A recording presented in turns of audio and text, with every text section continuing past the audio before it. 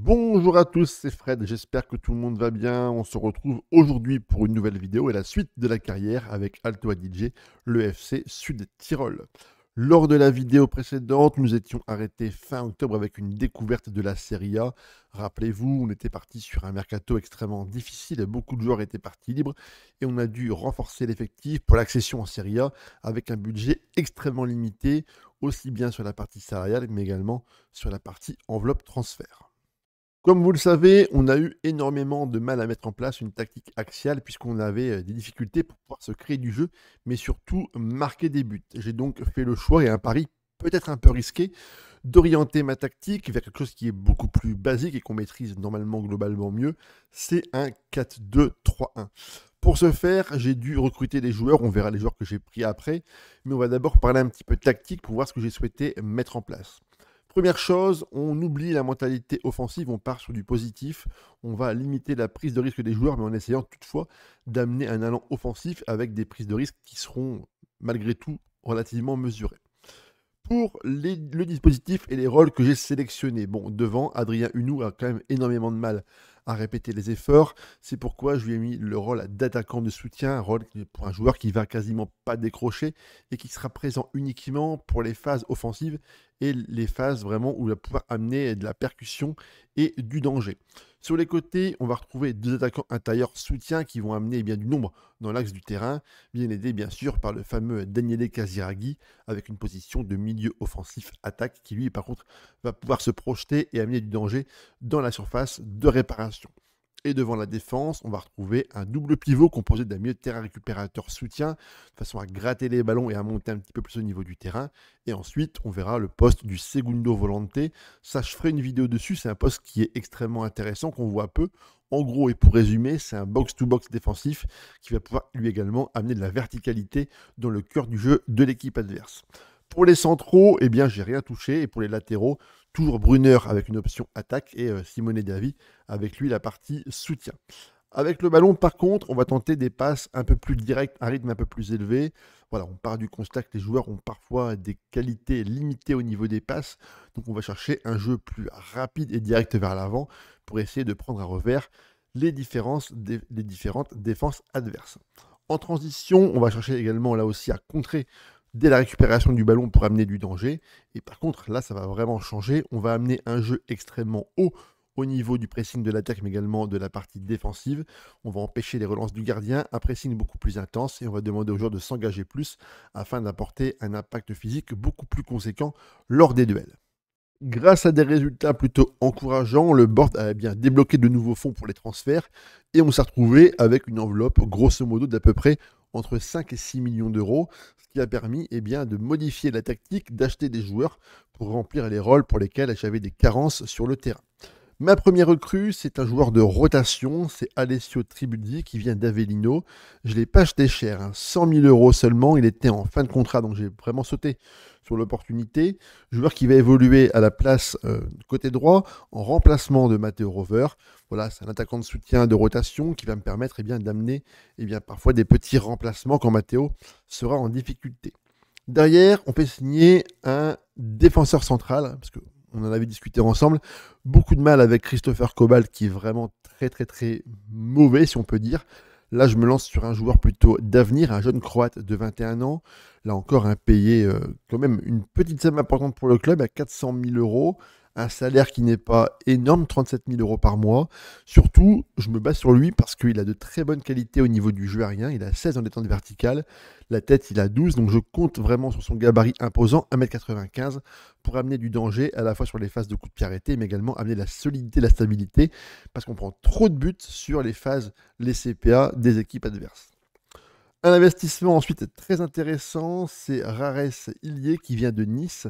Lui sera titulaire côté gauche dans une position d'ailier intérieur ou d'attaquant intérieur. Joueur plutôt rapide, bon gabarit là encore également, 1,85 m. Il sera titulaire, joueur important même. Je compte vraiment sur lui pour dynamiser le flanc gauche de ma tactique. Et ensuite, je me suis complètement loupé sur un recrutement. J'ai acheté Bright Harry MB, un très très bon joueur allemand que je voulais mettre titulaire, mais malheureusement, Il a déjà joué dans 2 clubs différents et là je suis bloqué, je ne peux pas le faire jouer dans mon club pour cette saison. Donc j'ai donc entre guillemets gaspillé un peu d'argent. J'étais trop rapide, j'ai pas fait attention aux infos de mon board et là clairement j'ai dépensé des sous que j'aurais pu investir ailleurs et après. Bon, vous inquiétez pas, il sera là l'année prochaine et je suis sûr qu'il va trouver une place importante au sein de mon effectif. On va donc retrouver sur le côté droit de mon attaque Matteo Rover qui occupait normalement de façon plus naturelle un poste central dans ma tactique. Je l'ai choisi parce qu'il a des qualités qui sont très bonnes en tant qu'attaquant intérieur, principalement des qualités de finition, mais également d'appel de balle et d'anticipation. Donc j'espère qu'il va avoir bien, un rôle important dans cette deuxième partie de saison. Nous avons également eu un aperçu de la future promotion qui va rejoindre l'équipe U18 pour l'année prochaine. Ça semble extrêmement intéressant, une excellente promotion, des milieux axiaux, des latéraux, mais également des avant-centres sont prévus pour être normalement des bons joueurs. J'ai vraiment hâte de vous les faire découvrir. Lors de la prochaine vidéo, on fera bien sûr un petit focus intéressant sur bien nos futurs joueurs qui vont venir garnir notre académie et peut-être devenir demain les futurs stars de notre équipe. La dynamique de groupe est-elle extrêmement positive? La cohésion est toujours moyenne, j'ai vraiment du mal à la faire décoller. Par contre, l'atmosphère au club est plutôt très bonne. J'ai pas de joueurs qui sont mécontents, qui vont plomber l'ambiance du vestiaire. Et le soutien de l'entraîneur, là encore, ça commence vraiment à évoluer. Ça monte, les joueurs me font de plus en plus confiance. Je suis en train de nouer vraiment des liens avec eux. Et ça, c'est très positif pour l'aspect mental de mon équipe et de ma tactique. Alors, on s'était arrêté fin octobre avec une défaite contre le Milan 2-0. Et là, du coup, cette partie-ci, c'est la partie où j'ai encore continué à jouer en 4-1-2-1-2 axial, donc le fameux diamant, avec des résultats extrêmement compliqués. Et à partir du mois de janvier, j'ai décidé de basculer dans ce fameux 4-2-3-1. On peut voir que les résultats ont été plutôt différents, avec des matchs gagnés, mais surtout des matchs que pour l'instant, on ne perd plus. Contre Naples, la rencontre avait pourtant très bien commencé et tout se dessinait parfaitement vers le hold-up quasi parfait contre une excellente équipe napolitaine. C'est Adrien Hunou qui a marqué le premier but de la rencontre à la 23e minute de jeu. On a tenu le résultat pendant très longtemps et malheureusement, en fin de match, on a craqué. Un doublé de Victor Osimhen et un but de Jens Cajuste ne nous ont pas permis malheureusement d'engranger des points capitaux dans le classement. Au niveau des stats globales du match, c'est Naples qui a eu la plupart du temps le ballon à 56%. Et d'ailleurs, au niveau d'occasion, c'est globalement bien équilibré. Naples a fait 3 tirs cadrés et a marqué 3 buts. Quant à nous, on a tiré 4 fois et malheureusement, on a buté sur un excellent Alex Meret. Au niveau de la carte de chaleur, vous allez voir un petit peu comment ça a fonctionné. Naples, eux, ont joué énormément sur le flanc gauche de leur équipe. Quant à nous, on a cherché principalement l'axe du terrain, ce qui paraît normal vu la tactique qu'on a mise en place. Mais au niveau des stats des joueurs, Jens Cajuste a été le meilleur joueur du côté napolitain dans le milieu de terrain avec une note de 7,9. Et si on analyse un petit peu justement le réseau des passes, nous, on cherche principalement nos latéraux pour amener du danger sur les côtés. Quant à eux, ils ont bougé énormément avec des joueurs sur les côtés, mais beaucoup plus haut, leurs ailiers. L'élément principal, bien sûr, a été l'élément 17, Mathias Oliveira, mais surtout, bien sûr, c'est Ademola Lookman qui était titulaire au début de la rencontre et on peut dire qu'il a fait extrêmement mal à l'ensemble de mon effectif. Au niveau des stats des joueurs, on voit que Cajuste a été l'élément le plus important du milieu de terrain et ça va se vérifier parfaitement grâce notamment au niveau des stats puisqu'il a réalisé un total de passes de 64 passes et 92% de passes réussies, ce qui a fait de lui tout simplement l'élément déclencheur de très nombreuses actions du côté napolitain. Après la déroute napolitaine, on a réussi à prendre des points contre Empoli qui sont très mal classés. Ils sont 20e, donc il fallait vraiment prendre des points contre les derniers au classement. Là, il n'y a pas eu photo. La rencontre a été globalement très bien maîtrisée par notre équipe. Forcément, on affronte une équipe à notre niveau et on a, nous, de notre côté, réussi parfaitement à hausser le niveau de jeu pour prendre des 3 points extrêmement importants dans cette fameuse course au maintien. Les buts ont été marqués par Matteo Rover, Simone Davi et par Adrien Hunou. Une prestation collective globalement bien maîtrisée. On va d'ailleurs voir les buts tout de suite. L'action démarre côté droit avec Casiraghi qui va repasser dans l'axe du ballon pour Matteo Rover qui profite d'une petite faiblesse du défenseur adverse pour l'ouverture du score à la 38e minute de jeu. Ensuite, c'est Léa Siliki qui va passer pour Brunner, pour Giorgini qui va passer pour Simone Davi qui va avancer et frapper très fort dans le petit fil opposé. Silvestri, malheureusement, reste mystifié avec cette très belle frappe. Et en fin de rencontre, on a Davi qui déborde encore une fois côté gauche, qui va venir centrer pour Rover qui laisse passer pour nous et ça fait 3-0. Contre l'Atalanta de Gasperini, on a livré globalement une belle bataille. On a mené 2 fois au score, mais on s'est fait rejoindre par 2 fois grâce à des buts de Martin de Roon et par Emmanuel Emega, rendus maintenant du côté du club de l'Atalanta. La possession a été équilibrée, un total quand même d'XG plus important pour eux, 1,97. On a bien sûr été aidé par un très bon gardien, Lino Casten, qui a fait de nombreux arrêts et qui nous a permis d'aller décrocher ce point du match nul. Au niveau des données analytiques et du positionnement des joueurs sur le terrain, vous allez voir, c'est assez intéressant. Position moyenne, on est du coup avec ici le 11 de départ. Vous voyez qu'en termes de largeur, c'est plutôt globalement bien maîtrisé. On est quasiment à chaque fois sur une position de un joueur contre un joueur. Donc, tactique des deux côtés équilibrée, plutôt bien faite dans la globalité. Voilà, on n'a pas réussi à gagner, mais surtout on n'a pas perdu. On a pris un point contre une équipe qui est actuellement, je crois, au classement 4e ou 5e. Globalement, c'est plutôt une très bonne performance. Contre l'équipe de Brianza maintenant, j'espérais vraiment et très fortement aller chercher un résultat contre une équipe que je pensais largement à notre portée. Malheureusement pour nous, on peut dire qu'on a été vraiment très nuls. On a pris une véritable leçon de football, 5 buts à 1, un triplé pour Dani Mota, un doublé pour Andrea Colpani. On n'a pas vu le jour. Leur duo devant a été vraiment magnifique. Un résultat complètement oublié, ça fait forcément du mal au moral et au physique des joueurs, mais vu les prestations individuelles, on pouvait vraiment pas faire mieux. Contre Cremonense, on se réveille, un penalty de Casiraghi nous permet d'aller chercher 3 points très importants. Notre gardien Lino Casten a encore été une fois élu homme du match, un seul arrêt dans la rencontre, il l'a fait parfaitement, et grâce à lui, au classement, ça nous permet bien de respirer un petit peu. À noter quand même toutefois la bonne prestation globale de l'équipe, une défense qui était bien présente, un milieu de terrain qui a su créer de très nombreuses occasions. Enfin, globalement, on a pris 3 points, ça fait du bien et c'était bien mérité. Et maintenant, on va affronter une série terrible de 4 défaites consécutives. La première, c'est contre Sassuolo. Rappelez-vous, ils étaient avec nous le dernier en série B et là, ils jouent les premiers rôles avec peut-être une qualification directe pour eux en Ligue des Champions. Enfin bref, ils ont été bien meilleurs que nous. Dans la rencontre, eh bien, on a été totalement dominés. Enfin, dominés. Pas dans le jeu, mais dans les occasions. Ils ont été bien plus réalistes que nous, avec notamment devant un trio très bon, Berardi, Loriente et Pinamonti, qui ont été vraiment d'excellents joueurs dans la rencontre. Ils ont marqué quasiment sur tous leurs tirs, 5 tirs cadrés, 3 buts. Bon, globalement, la défense n'a pas été bonne. Notre gardien est encore une fois malheureusement passé un petit peu au travers. Eh ben, ça fait du mal de perdre comme ça, mais malheureusement, intrinsèquement, on n'est pas assez bon. Et puis tout simplement, c'est la découverte, c'est l'apprentissage de la Serie A. C'est parfois difficile et compliqué. Il faut perdre pour pouvoir progresser. Et là, on est clairement dans cette dynamique un petit peu négative. Contre la AS Roma, maintenant aussi, encore une défaite, 3 buts à 0. Là, encore une fois, on a été dominé de la tête et des épaules, emmené parfaitement pour un très grand et un magnifique Lorenzo Pellegrini qui finit avec une note de 8,2. Les joueurs du club romain ont été bien plus forts que nous, mais surtout, ils ont une très bonne équipe. Selic, Hummels, Hermoso, Reguilon, Manu Koné, Pellegrini, Joachim Correa. Enfin, tout ça pour dire qu'on peut difficilement rivaliser avec une équipe qui a de telles armes en face. Contre l'Inter Milan, eh bien, on perd à la maison 3-1 contre une équipe habituée à jouer, comme vous le savez, les premiers rôles en Serie A. On n'a pas à rougir, on a fait ce qu'on a pu devant nos supporters. Bon, après, là, clairement, au niveau de la qualité, on n'y était pas du tout. Mais bon, 3-1, c'est quand même, je trouve, extrêmement sévère.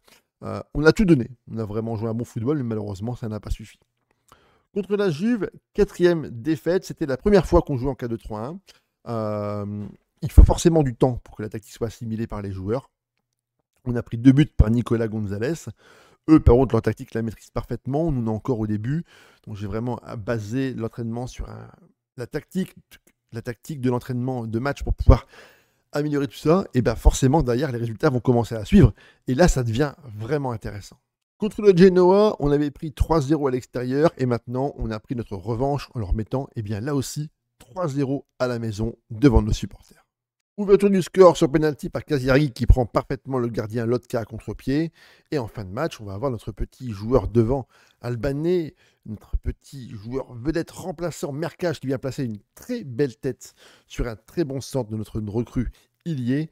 Et sur corner à la fin du match, Bertessi qui botte parfaitement le ballon. Ça revient, un petit cafouillage et ça fait 3 buts à 0. Dans le match, on a amené énormément d'intensité avec notamment 130 km d'avalée et 89 courses à haute intensité. Le nombre d'XG est largement dans notre faveur, 2,39, 14 tirs, 7 cadrés. Notre gardien, pour une fois, a été bon, mais surtout l'homme du match, c'est bien entendu Silvio Mercage, qui a marqué un doublé. Il nous fait beaucoup de bien ce résultat, ça permet bien de pouvoir essayer de lancer une petite spirale positive pour essayer d'engranger un très grand nombre de bons résultats. Contre le Torino, eh bien, on peut dire qu'on a souffert pendant quasiment toute la rencontre. On a tiré 8 fois, on n'a pas fait un tir cadré de la rencontre, ce qui est vraiment une stat absolument hallucinante. De leur côté, les joueurs du club de Torino ont été bien meilleurs que nous sur le plan individuel, ça c'est indéniable quand on peut voir les notes, mais surtout, on a réussi à tenir le score pendant très longtemps et j'ai espéré longtemps, mais alors longtemps, prendre le point du match nul. Surtout que notre gardien Lino Casten a sauvé un penalty, on va le dire, généreusement accordé par l'arbitre, raté par Sanabria qui a trouvé la main ferme de mon gardien. Mais on a pris 2 buts en fin de rencontre à la 87e et la 91e minute de jeu. Là, vraiment, ça m'a mis un coup derrière la tête. Mais allez, il faut rebondir, il faut continuer. La tactique est en train tout doucement d'être acquise et assimilée par les joueurs. Il manque plus qu'un petit déclic et j'espère vraiment que ça va se produire très bientôt. L'Elias Vérone sont actuellement aussi en train de jouer leur maintien cette année en Serie A. Et c'était le match vraiment à ne pas perdre pour pouvoir avoir un petit matelas confortable sur le bas du classement. On a souffert, on a été extrêmement dominé, 33% de possession pour nous. Par contre, eux, malgré la possession du ballon, ils n'ont vraiment rien fait. On a été emmené par une défense absolument hallucinante. On a été très bon. Notre gardien a 7-8. Nos 4 joueurs défensifs ont parfaitement annihilé et anesthésié les joueurs de l'équipe adverse. Et on s'impose 2-0 grâce à des buts de Casiraghi et d'Adrien Huneau. Vous le voyez au niveau des stats, globalement, défensivement, on a été vraiment très bon, principalement dans le jeu de passe. On a très très peu de déchets pour nos centraux. Par contre, on a un gros problème, c'est que nos joueurs, nos attaquants intérieurs, eux ont des gros soucis au niveau de la passe. 52% pour Matteo Rover, 59% pour Ares Ili. Alors, est-ce qu'ils prennent pour l'instant trop de risques? C'est certainement possible. En tout cas, on va surveiller ça pour essayer peut-être d'ajuster, en tout cas, les consignes individuelles. Helgason dans l'axe du terrain trouve parfaitement Siliki qui va décaler Matteo Rover, qui va ensuite combiner et centrer très fort devant le but pour la très belle reprise de Casiraghi qui laisse mon petit pot de marbre. Et juste après la mi-temps, Casten dégage très loin devant. La défense se loupe totalement. Uno récupère la balle, dribble le gardien et inscrit le but du 2-0. Pour conclure, le calendrier et le mois de février contre Salento, victoire à la maison 2-1. Une rencontre bien maîtrisée. Les buts ont été inscrits par Silvio Mercage et par Bartesegui contre un but de Bruma. Contre la Viola maintenant, c'est Moiskin qui a ouvert le score et c'est Adrien Hunou qui a égalisé un petit peu avant l'heure de jeu. On a été clairement en difficulté contre une très très bonne équipe. Notre gardien a fini à 8,9. Il a répété les arrêts et les grandes parades de classe pendant une grande partie de la deuxième mi-temps. En tout cas, ça fait du bien parfois d'avoir un renfort et un véritable mur allemand en défense centrale et dans les buts pour pouvoir annihiler et contrer les différentes occasions de l'équipe adverse. Contre Cagliari, un doublé de Casiraghi sur péno, 48e, 66e minute de jeu. Par contre, encore une fois, on a cédé en fin de rencontre à la 90e minute de jeu. Franchement, on aurait dû l'emporter et c'est très dommage et ça fait vraiment mal aux jambes et au mental de perdre des points dans des conditions, dans des scénarios qu'on a globalement bien maîtrisés. 20 tirs, 10 cadrés, 3,26 d'XG. Malheureusement, devant, on n'arrive pas à marquer des buts, toujours. C'est certainement lié à la qualité des joueurs. Ça fait pas tout, mais c'est quand même dommage. Alors, on aurait dû faire mieux. Et contre Com à l'extérieur, 0-0. Là aussi, on a été très dominé, une très bonne équipe de Com en face, mais malheureusement, dominer, c'est pas gagné.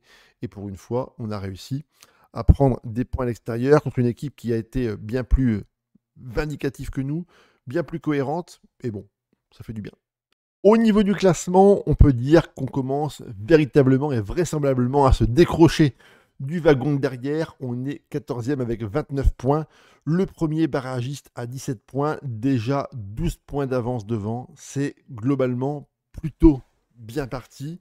Il reste encore quasiment 3 mois de compétition. On va devoir s'accrocher pour aller chercher quelques bons résultats positifs. Mais globalement, je suis plutôt confiant. On ne va pas dire qu'on est maintenu, mais c'est plutôt pas mal pour l'instant. Au niveau des stats, un truc qui est hallucinant et qui, moi, m'a fait bondir de ma chaise, c'est que mon meilleur buteur, c'est Daniele Casiraghi, numéro 10, 32 ans, 13 buts. mais surtout pour un 10, il a 0 passe D, ce qui est absolument incroyable. Mais toutefois, une belle récompense de 5 fois de titre d'homme du match. Ensuite, on a Matteo Rover avec 6 buts, Adrien Hunou avec 5 buts et Silvio Mercage derrière avec 4 buts. Pour les passes D, on retrouve bien sûr nos 2 joueurs offensifs, à savoir notre petit jeune Matteo Rover avec 4 passes D. Et derrière, on va retrouver nos latéraux, Bartesegui, Brunner et déjà Ilié, avec 2 passes décisives. Bon, un point extrêmement important aussi, c'est les fins de contrat. Les fins de contrat, on va avoir encore de très très gros problèmes, puisqu'on va perdre des joueurs. Casiraghi, il a 32 ans.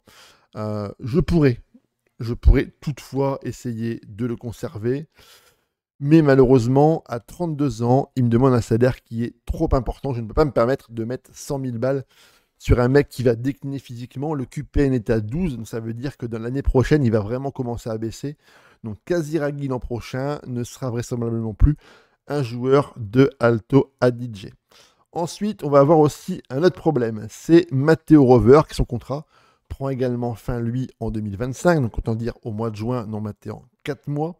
Il a 27 ans, mais il me demande plus de 110 000 euros par mois et c'est impossible pour moi d'aligner autant d'argent. Donc ça veut dire que potentiellement, et c'est même quasiment sûr, on va perdre nos meilleurs joueurs pour l'année prochaine. Encore une fois, il y aura un tri massif qui va arriver, puisqu'on a plein de joueurs ici. On en a en tout 14. On a 14 joueurs qui arrivent en fin de contrat. Bon, la plupart d'entre eux ne jouent pas. On va perdre des éléments majeurs de l'équipe. Mais bon, c'est certainement un mal pour un bien. Donc, il y aura forcément beaucoup de mouvements lors des prochains mercato. Et pour finir, on va faire un point sur les jeunes du club pour voir un peu leur évolution, leur progression. Vous allez voir, ils ont des parcours assez différents, en tout cas pour les 3 joueurs vedettes qu'on avait eu l'an passé. Le premier, c'est, on va commencer par lui directement, Alessio Legrenzi, qui était notre joueur quasiment phare de l'an passé, mais malheureusement pour lui, et là c'est une chose qui est absolument dramatique, et notre joueur, il s'est fait des ligaments croisés, donc il est absent pendant 5 à 9 mois, donc autant dire que le retard qu'il va accumuler maintenant, il ne pourra quasiment jamais le rattraper. On va pas dire que c'est fini pour lui, mais en tout cas, c'est un impact extrêmement négatif dans sa progression et le lancement de sa carrière. Ensuite, on a Gabriele Lema, qui lui aussi, pour l'instant, a un gros potentiel. Un niveau toujours à 1 étoile. Il a vraiment du mal à se lancer en termes de progression. Vous allez voir, il a vraiment une chute terrible à partir de novembre et ça remonte tout doucement. Voilà, à partir du mois de février, ça commence vraiment à remonter, mais c'est très, très, très délicat. Et en termes de progression, attributs, vous allez voir que c'est pas non plus incroyable. On est même sur des stats qui parfois ont même tendance à baisser. Un plus 2 uniquement en sang-froid. Franchement, à son niveau, il devrait quand même faire mieux. Mais la véritable satisfaction, c'est notre ami ici, Armando Asdini, incarné par notre viewer Vladi, qui lui par contre progresse bien et même très fort. Bon, c'est aussi dû forcément à sa personnalité. Il est professionnel. Et là, clairement, on est sur une ascension fulgurante. On a vraiment des stats qui se développent vraiment très très fort. On va le laisser tranquillement faire son évolution avec l'équipe U18. Et puis on verra l'an prochain si on ne peut pas l'intégrer éventuellement pour quelques petits matchs avec l'équipe première. Vous êtes désormais de plus en plus nombreux à regarder les aventures sur la chaîne et à regarder les différents tutos. Mais ce que je m'aperçois, c'est que la plupart d'entre vous ne sont pas abonnés. Et pourtant, c'est entièrement gratuit. Ça prend juste 10 secondes de s'abonner. Et ça permet de me soutenir, d'améliorer la visibilité et de permettre justement à la chaîne d'être visible sur les petits recoins de YouTube. Et ça, c'est extrêmement important pour pouvoir développer et améliorer le rendement de la chaîne. Donc, je compte vraiment sur vous pour ce point. Bien sûr, on n'hésite pas, le like, le commentaire et le partage pour vos potes. Ça permet toujours de faire plaisir et de proposer du contenu différent régulièrement. On se retrouvera très bientôt pour le dénouement du championnat de la Serie A. Allez, ciao les gars.